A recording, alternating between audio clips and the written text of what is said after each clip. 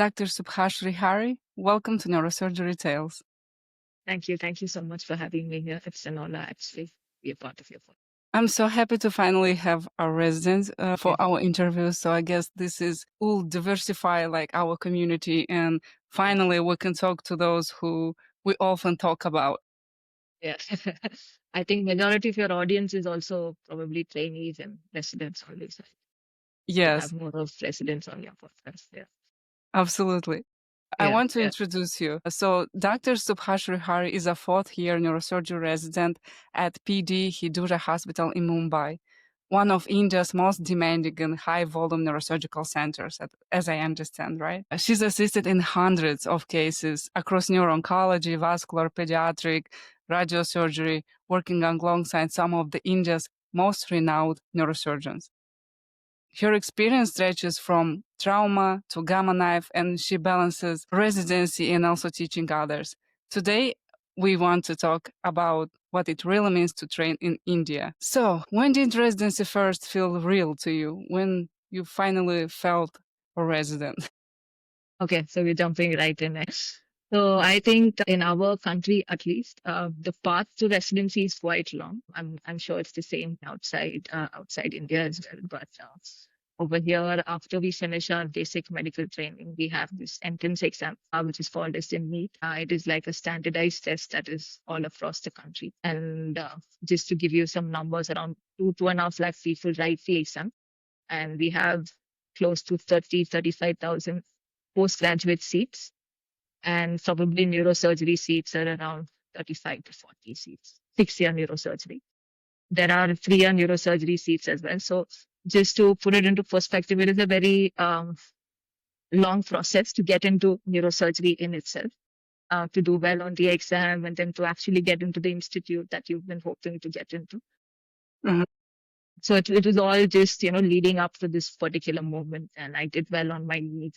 I didn't have to waste a year preparing for the exam. I got in just immediately after my medical training. And finally, I got a good rank. I got it in the institute of my choice. I've been reading about this institute for maybe a couple of years before joining. And to actually be there, it felt surreal. And coming back to your question, when did it feel real? I think the very first day I was part of the rounds, and initial first month you're just asked to observe. You don't have to do anything. You don't have to talk anything. You just have to listen, see what's going on, and try to understand what neurosurgery is.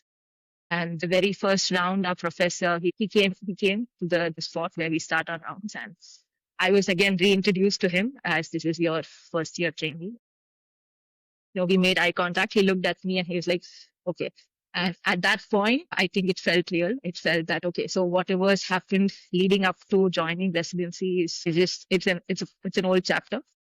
Mhm. Things are going to start new from here on. And none of it matters. How I did well, how my medical training was, what rank I got, none of that mattered anymore.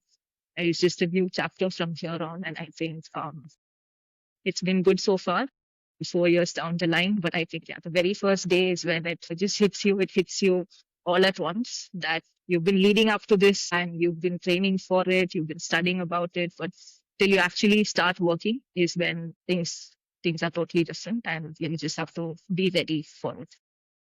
I see. And you've trained under some of the India's biggest neurosurgeons. Is that inspiring or intimidating? I think both of those things go hand in hand. I think you are constantly inspired. There is no lack of inspiration whatsoever. Like you mentioned, we have some of the leading neurosurgeons in every specialization in our department. And we're constantly looking up to them, looking up to their connections, looking up to the work that they're doing. And the intimidating part would be, living up to it. As their resident, you are in charge of their patients. You're in charge of what happens at night.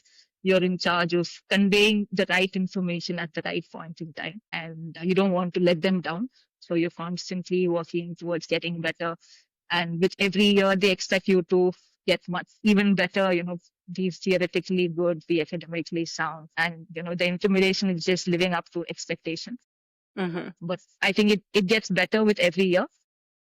Initial couple of years, you're a little more scared of messing things up and things going wrong.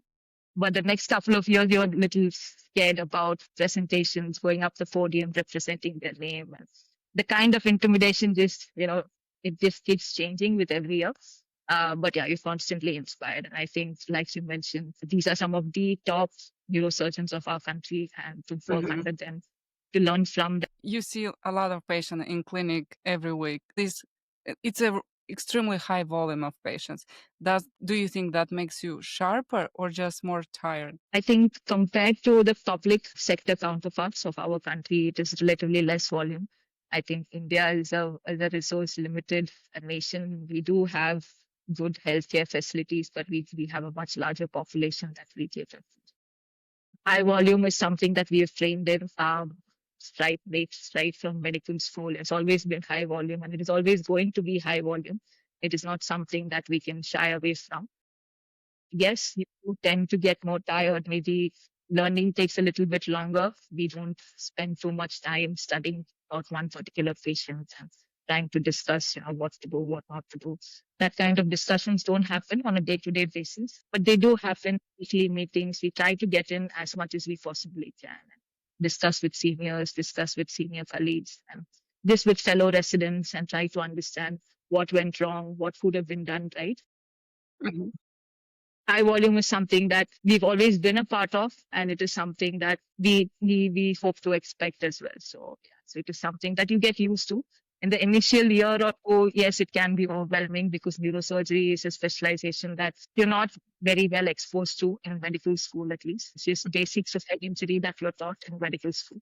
And the minute you walk into residency, there are so many new terms, new tumors, and a lot of complex cases that are suddenly thrown at you.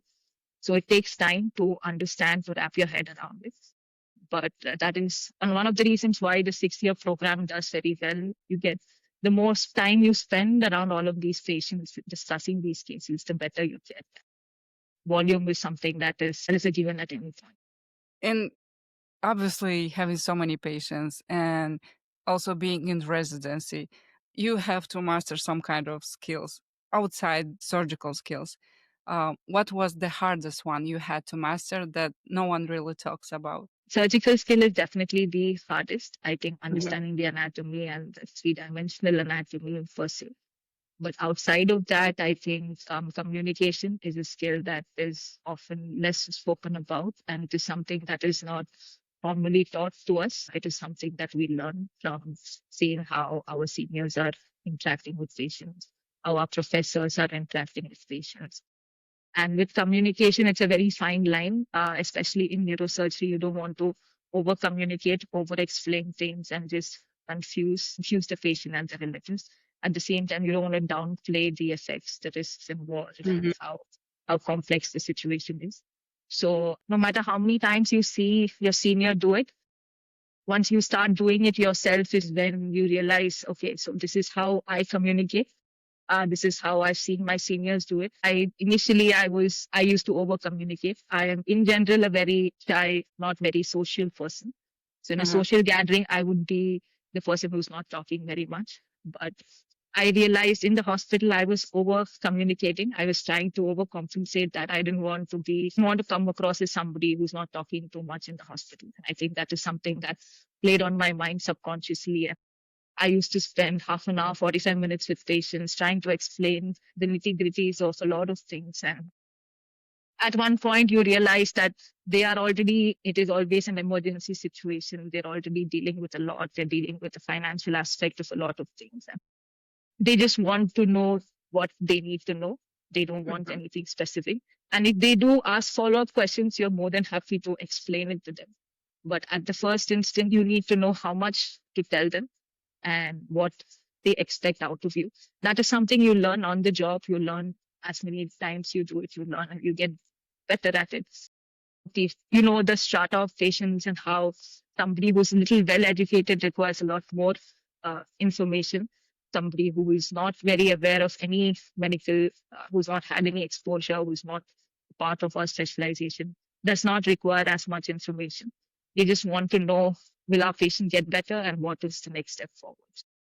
That is something I feel you get better at it the more you do it, and you have to keep working on it. You shouldn't always rely on somebody else to come and do the talking part. Whenever you get an opportunity to interact with patients, somebody comes up to you asking for a doubt, just trying to understand things a little better. Our job to communicate is to convert something very complex as neurosurgery into something which is just very layman terms that can be understood by anybody. It should be understood by somebody who's not even literate, somebody who doesn't know even the basics of venous, something from venous anatomy to arteries to veins to nerves. So they don't even know that differentiation. Being able to explain it to them in their language that they understand the best is something that you have to constantly work on. It gets better with time. It gets better with practice. But it is something as a resident you need to work on it yourself. Nobody's going to teach it to you. Nobody's going to, tell you how to do it. Be it breaking bad news, to be it just counseling patients for surgery, to talking to a patient after surgery. There are a lot of aspects to communication. You learn to do it on the job, but it is something that uh, if you find during residency, because you have a safety net in residency, you're not directly, you're not the only person who's communicating. We have a team who's communicating at different stages. So you can, learn how you do it and how you can get better at it. And if you are a little bit, or you get a good grasp of it by the time your residency is done, I think that is a skill that is equally important compared to a surgical skill. You want patients to trust you, to come to you, to get operated by you. And no matter how skillful you are as a surgeon, if you're not able to communicate that and reflect that confidence in your skill, I think it doesn't make sense, and it doesn't complete you as a surgeon. It is something that we work on a daily basis, and it gets better with time. Yeah. Yeah, I'm so glad you brought this up because I Yeah. remember a case when I was in med school and it Mm. was a professor just asked us, Okay. do you prefer, if you would be the patient, do you prefer um, the doctor to be extremely warm with you and Yeah. have really good communication skills, or Yeah. be a Yeah. really good surgeon? And I remember thinking, why they can't be both? Why we have Yeah. to choose? Yeah. Yeah. Yeah. We should try and be both. I think with seniority, it is okay if you don't communicate somebody as senior as my professor, even if he spends 2 minutes with the patient, it's more than enough because he has 40 years of experience to back him up, and patients will listen to whatever he's saying and they will trust him blindly. But as a young neurosurgeon who is going to start his own practice in current day and age, where a lot of information is out there, and they can just get information as and when they like it, it is important that we communicate and we instill some confidence in the people that we are going to care for. That's it's very important.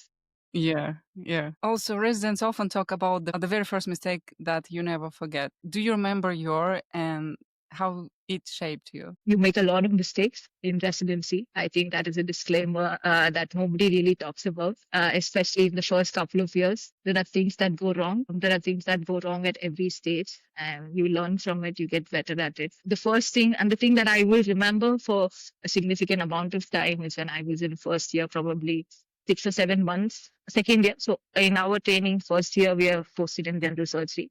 And it is from the second year that we start our neurosurgery. So in our second year, early into neurosurgery, I was on call. So the on-call resident is in charge of all the patients, ICU patients, emergencies, and admissions.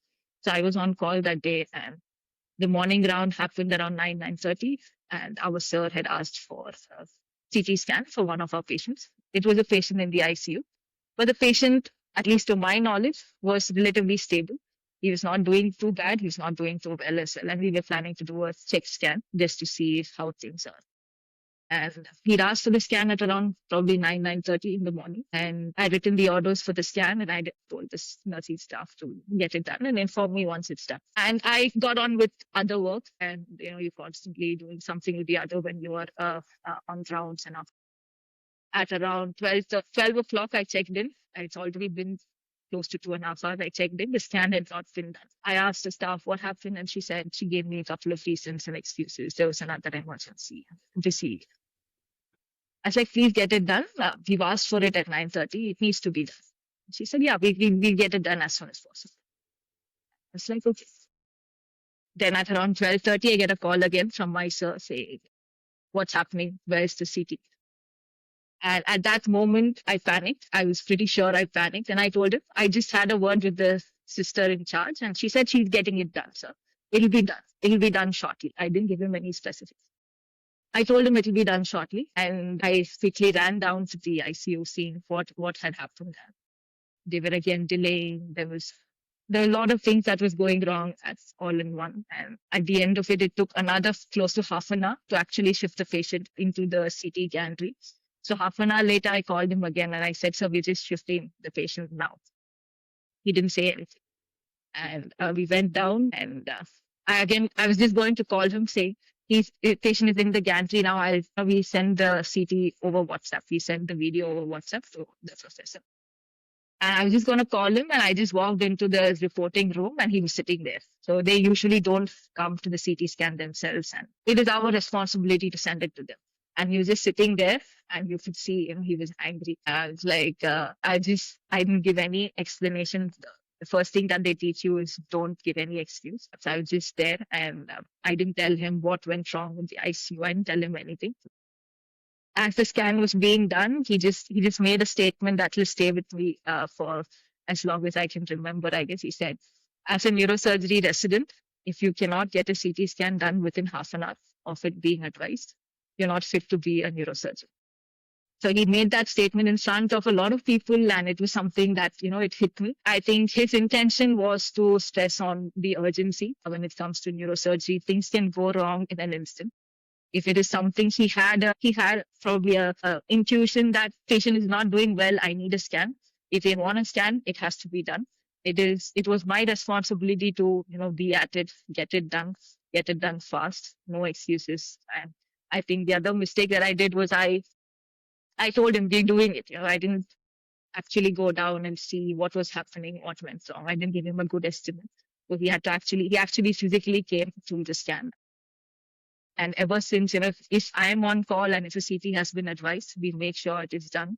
With a routine scan, it's usually done by 8 in the morning, at max 8:30. And if it is an emergency scan, then half an hour to 45 minutes of the scan. I think these are things that you learn on the job. You may have a lot of things on your plate, a lot of patients that need to be tended to, dressings that have to be done, sutures have to be removed, drains have. There are multiple things, but as a resident, it is your job to prioritize. You need to know what has to be done first, what can wait, what cannot wait, and you need to stress on it and make sure that it is something that you teach your juniors as well to, make sure this is being done. You may not understand why it was asked. You may feel that patient is doing well, so what if the scan is delayed by an hour or 2 hours? Scan didn't show up anything new as well. So, you can talk yourself out of it, into it. You can, give multiple explanations. But if it has been asked for, there's something that you are not seeing at your stage. You just follow, make sure that it is done. So that was something that's tough with me. And it is something that I can still hear in my head. Something that was just told to me in one of the most stern voices. And I'm somebody who's been a straight A student throughout and who's not used to being, reprimanded or scolded at. And it's something I took to heart. But yeah, I learned from it. And I think I'm a better resident now because of it. Well, I'm glad. There are a lot of such instances, but this is something, that will stay with me for quite some time. And it's something that I hope to teach to my juniors. Make sure they don't do what I did. You also won prizes for cases presentations. Yeah. What do you think is the secret turning medical data, which sometimes seem not interesting or boring or too complex to understand, into a really compelling narrative that can also bring you prizes and be interesting? I think all of the credit goes to our professors. I think they are one of the top in their specialization, and they encourage residents to present cases, take part in conferences, and to present posters, award papers, award posters, and we're constantly encouraged to do it. In the initial part of your residency, it is just like a getaway from work. You get a 3-day off, you get to travel to a place to do your presentation, and you get a weekend off as well when you're doing it. So that is like the cherry on top of the cake. But as you go ahead, you advance in residency, you understand how important it is as a part of your resume to do well in these, to do well academically. And I think there's a lot of competition out here as well, competing with other neurosurgeons, and something that institutions and also when you apply for fellowships, they expect to see quite a bit of academic and paperwork, which we as Indians, we're not very good at. We don't do it as much as residents outside of our country do it. So that is something our professors are constantly pushing us to try and write, try and do some kind of research, publish papers, and get your name out there. You start now, you tend to build on it as you grow in the specialization. So it is, I think, as of now, I have only 3 papers published so far, but I think once you get started, you get a hang of it. It is not as complicated as it is assumed to be. It is just a little bit of extra effort, a little bit of time that needs to be allocated for it, and it can be done. It is something that we procrastinate, we push it to the side, we don't do it as much. There is actually no secret to make it more interesting. I think we should just keep at it, understand the importance of it. At least at this stage, we may not realize how important it is. My case report may not make much sense in the vast amount of publications that are out there. But the act of doing it, writing it, taking pictures out, putting it together, checking it, and making sure it is getting published, going through the manuscript and then doing the proof check and all of that. It is a process. The more you do it, the better you get at it. So small steps now can, it is a habit that gets better with due course of time. There's no secret to it. We're trying to do more of it, but it is a process that is demanding, and it is something that we don't want to do, but we are pushed. And I think it is a good push in the positive direction. So we need to keep at it and make sure that we keep it. Also, it looks like, from what you're telling me, it looks like the neurosurgical community in India is very friendly. Like they're have this colleague relationship between them, from what I feel.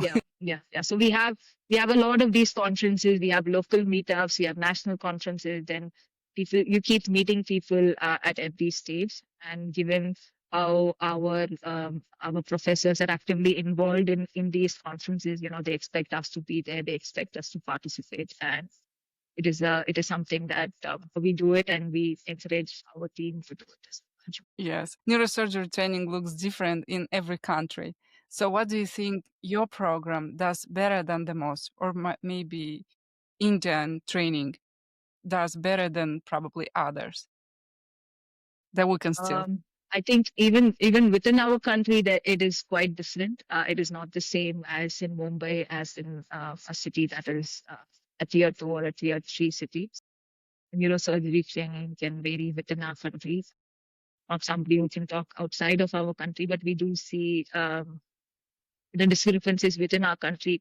In a public sector, it can be different. In our private sector, it can be different. Every program is just trying. It is important to understand. I feel residents and trainees put in a lot of effort into picking where they want to do what they want to do. But it is at the base of it, it's important to understand you're here to learn the basics. You're here to learn what it is to be a neurosurgeon, learn the basics of neurosurgery. And every program has something unique to offer and something that is missing or that is lacking. So, for instance, in our institute, we have a wide variety of neurosurgery at our exposure. We have our professor, our HOD, who is a vascular and skull-based surgeon. So we have a lot of elective vascular and skull-based surgeries throughout the week. We have another consultant who is specialized in functional neurosurgery, stereotactic neurosurgery. So we get to see that as well. And we have a third consultant who specializes in peripheral nerve surgery, brachial plexus and nerve entrapments. So we get to see this wide variety of cases. What we lack in is spine. We don't do a lot of spine work. Spine instrumentation is very less at our center. We don't do much of pediatrics. Pediatric tumors, we do. Pediatric vascular diseases, we do. But core pediatrics, we don't do much. And we have a relatively less volume of trauma and head injuries compared to the public sector. So it is important for us as residents of our institute to understand what we are exposed to, what we are not exposed to, so that once we are out of it, we can specialize, or we can put in the extra effort in the places that we feel we are not very well trained in. For example, spine or pediatric neurosurgery. and also to work in the public sector a little bit to do more high volume cases in a resource limited setting.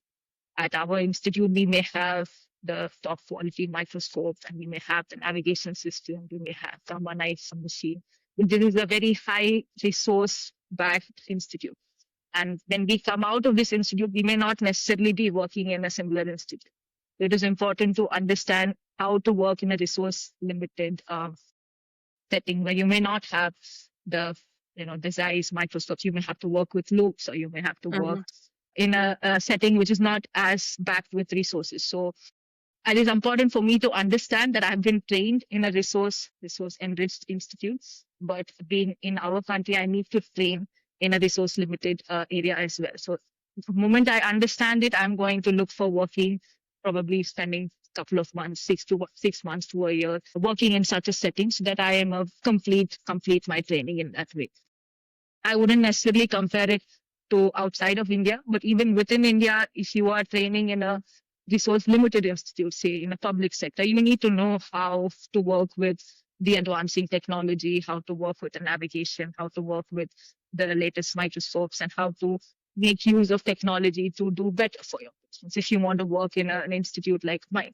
So you need to understand what your program has to offer, get the best out of it, what it is not offering you, and try and spend a little more time there rather than, we see medical students walk up to us and say, "Oh, you don't do a lot of spine at your institute. Don't you think that is like a drawback? Because spine is like the bread and butter for neurosurgery. It is something that every neurosurgeon is trained to do, and it is not something that we are well versed in, even after 6 years of training." So my answer to that is, I understand that, and it is important to acknowledge it, and it's important to spend some time and train. You can't expect everything in every institute. You need to understand the drawbacks of your institute. You need to make the best use of the positives of your institute, and then work towards, bridging the gap and becoming a more wholesome neurosurgeon. It may take longer, but I think you're constantly working to get better at you. This is really wise. Do you think residency builds you up or breaks you down first? I don't know where you're coming at with that question. I don't necessarily use the term breakdown. I think it is that puts you down mentally, being broken down and building yourself up again. I think it's not something that I associate with. I think training, residency is like, you have to take breaks in between. There are times where you feel overwhelmed. So you just, stop there, sit down for some time, look at how far you've come, and look at how much you have to go. So it is a constant building only. There are breaks that you need to take in between. You may feel overwhelmed. You may reach to a point where there's too much on your plate, and things are not going. You're not understanding what is happening. You question, can I actually do the complex cases that are happening in my unit once I graduate out of here? A lot of self-reflection. I think the internal dialogue is very important. The minute you see it as a breakdown, maybe this is not something that I can do, and you think of it in a negative way, you tend to go down that spiral. At least I tend to do that. So I see it like, just a pause, just take some time off, disconnect completely, maybe take the weekend off, disconnect completely, go out somewhere. Just, try to look back why we got in here in the first place, how far we've come, how even being here was a struggle, how even getting to this point was at some point, something that we only dreamt of. But we are here, we are doing what we wanted to do. And we knew it was not going to be easy from the beginning. So just reflect, understand what led to the breakdown or the burnout. Maybe you're doing too many things at once. You're trying to study, work, or not get enough sleep. It's just sometimes just catching up on sleep just makes things better. You're just going sleep deprived, not eating well, diet is all over the place. You just try to understand what has led to this, work on it, try to understand how far you have come. Suddenly everything feels like, okay, so this is what it is. We've dealt with this before. We're going to get out of this. We're going to learn from this, and we're going to go back to the job on Monday and again face it and see, try and get better at it every step at every stage. There are going to be overwhelming times, and It is there at every stage. I wouldn't say it is there only in the beginning and then everything, moving ahead, everything is like uphill. You don't break down first and then build on continuously. You keep breaking in between. You keep facing all those obstacles, but you have to realize you're going up. You're going upwards in that trajectory. And at some point in time, you're going to reach there. You're going to see the beautiful view from the top. So, just keep working at it. Take as many breaks as you want, but realize why you joined and how far you have come. I think just those two questions in itself will give you a lot of perspective. And I think having somebody to talk to, having family around, having a good relationship with your colleagues and your co-residents, again, makes a lot of difference. So if someone's feeling down, we plan like a department lunch or a dinner, just go on, hang out somewhere. If we're not talking about work, we're not discussing work, we're just, spending time as friends and colleagues. And it helps. All of that helps. It is just a collective effort that we try to pull each other up and in those stages where somebody's feeling down or somebody's having a rough day at work. Just, talk about it, reflect on it, and I think you should be good to go.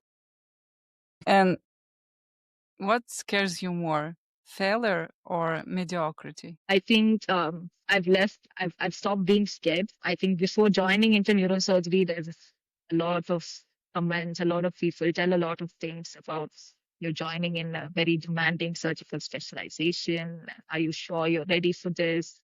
You will not have any time for your family. And people try to scare you as much as you possibly can be scared just before joining. So once you join and then, no one's telling anything to you, you just go all in, go at it full speed. Something that my dad usually says is you shouldn't fear failure. You should face it head on, see what led to it, learn from it and forget about it. So it is not something that you should constantly keep on your mind because it will affect your quality of work moving forward. And I don't necessarily understand what it means to be a mediocre neurosurgeon. I think you should be a confident neurosurgeon who understands his skills, who understands the technical aspects of surgery and who is ready to take up challenges, who is ready to learn from the failures that he's had in the past, but not dwell on it so much and accept challenges. And that's how we've seen at least the neurosurgeons that we've come in day-to-day contact with. Yeah, so coming back to your question, I don't fear both. I don't fear failure or being a mediocre neurosurgeon. I think there is no point in fearing both of those things. You need to face failure. You need to be ready to take up challenges. You need to work on your skills. Something that I do fear is not losing the actual fundamental of the situation, which is the outcome for the patient. I think as neurosurgeons, we want to do complex stuff. We discuss it in all these meetings. We want to do cutting edge technology. We want to do all of that. But at any point, we shouldn't lose track of the person that we're doing it for. Is it actually needed for the patient? Is it going to benefit the patient? So these are the two things that you have to always keep in mind. And that has been taught to us as well, that the patient comes first. That is something that we fear, not losing touch with that, not forgetting that fact. As a young surgeon, you are enthusiastic. You want to try out new things. You want to be part of a lot of cutting edge work. Yeah, learn new things from fellowships and come back and apply it in your place and in your practice. But you need to understand all of this is for the patient. If it works for them, it is good. If it doesn't work, if it is not needed, if it's not indicated at that point in time, it shouldn't be done. So that is something that we have to keep ourselves in check, keep thinking about it, and something that we should not forget down the line when things are going well. And it's not something that I fear not losing track of that. I think that is something that I will constantly keep reminding myself. The more patient interaction you have, the more you sit down and talk to them, I think it is something that you will see picking up. Yeah, you're extremely courageous. I'm just admiring you. So I think, so that's what I'm saying. So taking up neurosurgery is the most courageous thing that you can do. I think a lot of people around me, my family, who is not from the medical background, they look up to me just because of the fact that I've taken up neurosurgery. That in itself is a very courageous act. So you have to live up to it. Like you cannot be afraid of doing neurosurgery or be afraid of failing in neurosurgery. You have to, keep at it, keep working towards it. Yes, everything will not go smoothly. There will be failure, there will be complications, but you need to be confident enough to learn from it and take it in your stride. Make sure that your patients are not too hurt by it, and you know how to talk to them, how to take them out of it, and be there for them when that does happen. And they need to know that my doctor knows what she is doing, and she will take care of me even if things do go wrong. So that is something that is very important, that is very less spoken about. We've seen it on the job. We know people come to us, come to our institute from far off. All across India, people get referred to us. They just come with the sole belief on our professor, our surgeon, Professor Mishra. So they come for him, just to be treated by him, and they trust him blindly. They know, even if we do have complications, it's not that everything goes smoothly all the time. But they know that he is there, and they know that whatever happens, he will guide us through it in the right way forward. That he has our best interest in his mind. So that is something that is very important. The minute you start fearing, you start taking failure too seriously, you become a mediocre, you don't take up challenging cases, and it just goes downhill from that. If the mindset is clear from the beginning, I think you constantly work towards getting better. It is something that you have to keep reminding yourself. And lastly, in 10 years, what kind of neurosurgeon do you see yourself? I think this is like the most difficult question. I'm somebody who looks, I believe in manifestation, looking 5 years, 10 years down the line, trying to imagine the specifics of it. But with neurosurgery, it's very difficult to do it. I think that is just in life in general, you can plan things, but I think in neurosurgery, it just gets more specific to plan 10 years down the line. But something that I have in mind, at least, is I have it in 3 different parts. So part 1 is neurosurgery in itself. I am definitely going to be a subspecialized neurosurgeon. I will specialize in one of these areas. I'm still not very sure which ones, but I'm leaning towards skull base and vascular neurosurgery. That is something that we are seeing very often, and that is something that piques my interest. Secondly, so with neurosurgery in general, I want to be specialized neurosurgeon. I want to be a neurosurgeon, like we discussed, who's confident in her skills, who has the patient's interests in mind. So these are the 3 core essentials that I see myself doing, practicing even 10 years down the line. The second aspect of it, I think, again, very less spoken about, is I want to have a very good family life as well. I want to be a loving wife, a dedicated daughter to both sets of parents. I want to embrace motherhood, and I want that to be a part of me as a neurosurgeon. I don't want to only have academic and work-related aspirations 10 years down the line. I think it has to be a good balance of both. I think the balance is going to be tricky. It is not something that there is a way to do it. There is no blueprint for it. I think you navigate yourself through every step of the way. But it is something that I want to clearly envision from now on, so that I can take the steps in the right direction for that and have a good support for my family and be a good support for them.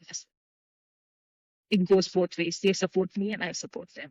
And I make sure that we can, work things out in the best way possible. And lastly, something that I have seen in the last years of residency, and that in these years of residency, is that neurosurgery is something that is not accessible to wide majority of people in our country. It is either too expensive, people have to travel quite a bit of a distance to get quality work. There is work happening in peripheries as well, but it is still not something that we have reached. It's not something that we are very proud of. So to make neurosurgery more accessible, I think good quality work has to be made accessible to at least people of my region. If there's any way that I can do it, I don't have a clear path in mind, but it is something that 10 years down the line, I'm going to be thinking about. Once I have developed my skill, once I have, become an independently practicing neurosurgeon, I'm going to, strive towards making that possible in any way I can. So I'm open to whatever comes my way, but it is something that I want to keep in mind from now on, so that, like they say, if you think about it, things do fall in place. There's somebody who will come and some opportunities that will come for me that will help me work towards that. So these are the three avenues that I see myself in 10 years down the line, and hopefully be somebody who is actively involved in training, teaching as well. I think that is also equally important. Be inspired. I've been inspired by a lot of neurosurgeons to get here or be doing that residency. And I think it's something that you have to give back for. So every year sounds like make sure that neurosurgery is something people want to do. People are not scared or not threatened. Make sure people see you, people see that it's possible, people see that good work can be done, and people see that you can have a good life being a neurosurgeon as well. So to actively encourage that. uh, I think I've seen neurosurgeons are quite active on social media, and it's something that they are trying to encourage and trying to how do I put it? Trying to put it out there what work of neurosurgeon is. I think we follow a lot of people online and see how they're trying to educate people on how neurosurgery, something as complex as neurosurgery, can be understood. So that is something that I'm thinking about, but I'm not finding the time in residency to actually. I thought of starting a blog or starting a podcast about it, or just getting more active on social media. But I've not found the time just as yet. So that is something that I do plan on doing.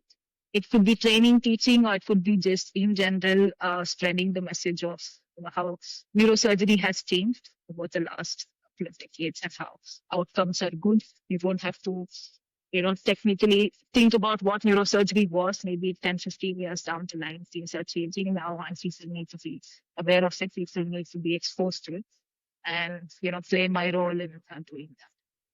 I think I give a little bit of an elaborate answer, but yeah, so there are a lot of things that I want to do. I'm not sure if I will be able to do all of those things, but I think it's important to have your plate full so that, you can try your level best. Yeah, you will. I think you will. So thank you so much. It Yeah. was such a pleasure to talk to you and to actually see your side of story finally. Yeah. Thank you so much. So I think that even last weekend, we had this neurovascular neurosurgery conference, and we had Professor Michael Lawton here who was visiting us for that conference as well. And I heard him for the first time in your podcast. And then I started following him and having the chance to meet him and being exposed to that kind of all of those pioneers through your podcast is, I think, something that very grateful for, and being a part of it is more than happy to do. Yeah. Thank you.